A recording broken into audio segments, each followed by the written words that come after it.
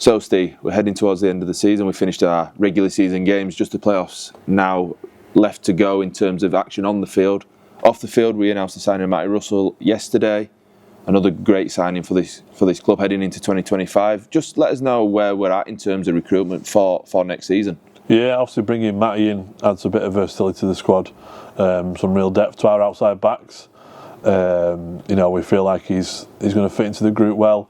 He's got a bit of unfinished business within the Super League as well, so we're really keen to add him to our 2025 squad. In terms of 2025 now, that's pretty much us done.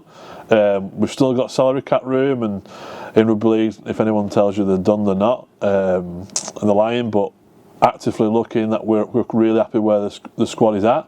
But that's not to say if anything does pop up. In the Rugby League is always a fluid situation with movement and new coaches, etc. in other clubs. So if anything does come up, we'll be ready to pounce. But in terms of our actual targeted plans, that's us done for now. With the amount of signings that we've made for 2025, how pleased are you with the crop of new signings that we've got heading into next season? Yeah, it's exciting. There's a fair bit of excitement around the club at the minute, and you listen to the fans are getting that excitement in terms around the new boys. We feel like we've put a really deep squad as well.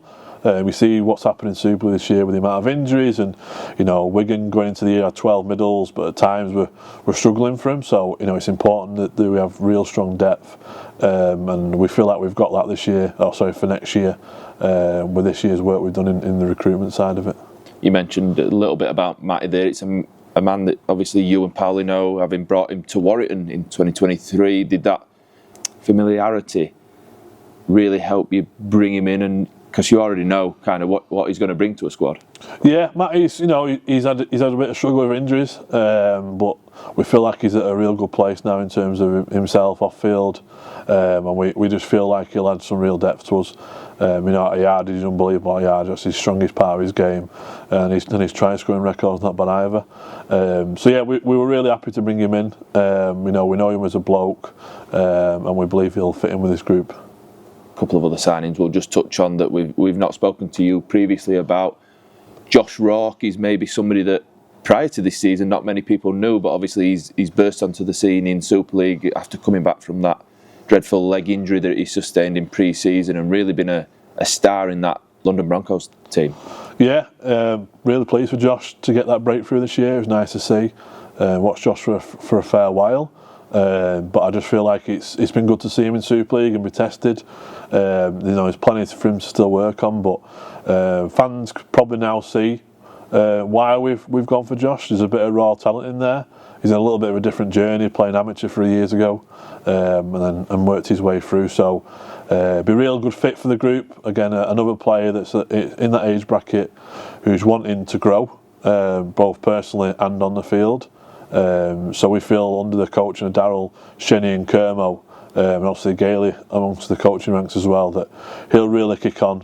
He's keen as mustard to get going, so we were really pleased to get Josh's signature. And for yourself, it's a bit of a coup, obviously a little behind the scenes peak for fans. We actually made that signing prior to his Super League debut. It's somebody that you and Paulie have really admired over the last couple of years, and you mentioned there you've watched him for a few years from his amateur ranks all the way up to where he is now. Do you feel like the systems that you've got in place here to identify talent are really working? Yeah, we watched him last year at Whitehaven.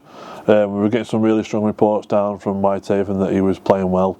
Obviously joined Batley at the start of the year, then went to London when the Super League clause got triggered. So we initially had a look at him when we first got in. Obviously we couldn't get him with him going to London. So after he's unfortunately had a leg break, we thought we'll sign him up for 2025 with some real talent, and obviously from then he made his debut and the rest is history. So we just feel like we needed a bit of depth in the fullback situation. We've got Max and Noah, but Noah's still learning his trade and his craft and playing a little bit of centre. We felt like Josh adds a little bit of that to us. Obviously he can play half back and probably centre on the wing as well. So one thing we've got in this squad is a lot of versatility. That was one thing Darryl wanted, especially with HAAs and stuff like these days, with the protocols and being pulled from the field at any point. So a lot of our squad can play multiple positions. So we feel that's a real big asset for us next year. A big unknown signing for a lot of the fans was obviously Sefni Katimo, bringing him in from Australia.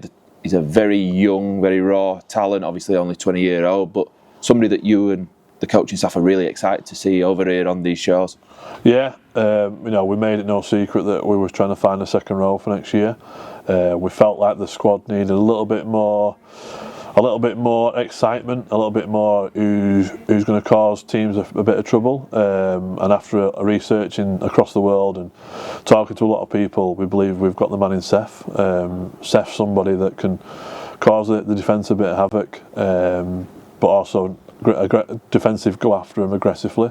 Again, 20-year-old, playing in the Queensland Cup, the Queensland rep sides, comes with big raps from down under. So we're really excited to get him and his partner over in the next couple of weeks, get him settled in and ready for day one of pre-season. We're really excited to bring Seth in. You mentioned the raps that he's got over there in Australia. He's somebody that's been really looked at by a number of NRL sides, isn't he? Yeah, just unfortunate that at Gold Coast that he's past block. He's got some unbelievable Origin players sat in front of him, so sometimes that's how it goes for people like that. So, Gold Coast were unbelievable in this deal and communication with us and his management team. So we're really pleased to get over the line and really excited to see what he can bring. He's young, he's hungry, and I feel like he'll really fit the team, the squad, and Pauli definitely will get the best out of him. So we've talked about 2025, but focus obviously now shifts onto 2026, which some people might think is unbelievable. With the shifting deadline of when you can communicate with players now moving back, it speeds up the process nowadays. How are preparations going for 2026? Yeah, obviously it's a little bit different with the deadline changing to the 1st December. So obviously as of the 1st December we can talk to anybody that's out of contract at the end of 2025. A little bit difficult when we've not even kicked a ball in 2025. We're currently not finished 2024, so it's a little bit different for us all. It just means nothing really changes for us. We're always planning at that stage. It probably just brings the official talks a bit quicker. We've currently got a shortlist for 2026. It doesn't really change anything for us. We're ready to go as soon as that 1st of December comes to bring the best players to Wakefield Trinity. A little word on the guys that have obviously, we mentioned here that we're not even finished in 2024, but obviously we said goodbye to a number of departing players at our last game against Doncaster. Just a word on the guys that will be leaving us at the end of the season and the impact and real dedication and hard work that they've put in 2024. Yeah, obviously a little bit different. I know Darryl mentioned in a recent interview where we come in and we didn't really know a lot of these boys. Obviously when you're going around different clubs you seem to know, where it was a bit different here. Real champions, boys who have just come in for 1 year, Jerry, Big T, and then you get the other side of it where Tash has been here for 10 years. Been unbelievable servants. The one thing about all of them, how they've handled this year, it's never nice telling people that they're not going to be retained or we're moving a different direction. Sometimes that can derail a season, but these boys have been unbelievable. Took it as good as anybody can do. Use it as motivation, to be honest, to finish the year strong. We can only thank them for the service, whether it's been 6 months or it's been 10 years. They've been all unbelievable. Some great human beings as well, good players, which is it's always nice to see. We're coming up to close to 12 months of yourself being in the job, Darryl Powell being in the job, and obviously Mike Liss's takeover. Just a word on kind of your journey in these last 12 months, from where you started to where we're at now. Yeah, it's completely different. Day one, we were probably sat here day one, it didn't look like this. It definitely didn't feel like this.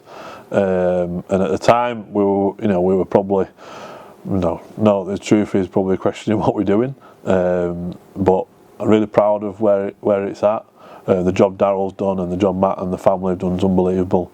I'm just someone in the background who's just making things tick over a little bit. They're the guys who are making things move everywhere else. So, it's a real good spot. The club's growing. The biggest thing for us and in my role was getting people believing. It's all right showing them, say we're going to do stuff, but I now think people are starting to believe that things are moving in the right direction. Obviously, we've got one big job to do, is win that grand final, win the semi-final, win the grand final, get us into the Super League, regardless of IMG, and we'd have got up. So we want to do it the right way, go into Super League with a buzz next year, and give the fans what they deserve. But I just feel like we're in a real good spot. We couldn't have asked for it to go any better. The recruitment cycle probably couldn't have gone any better if we tried. Yes, what probably dreams are made of this first year, especially for me being in this role and growing personally as a person and in this job. I couldn't ask for any more.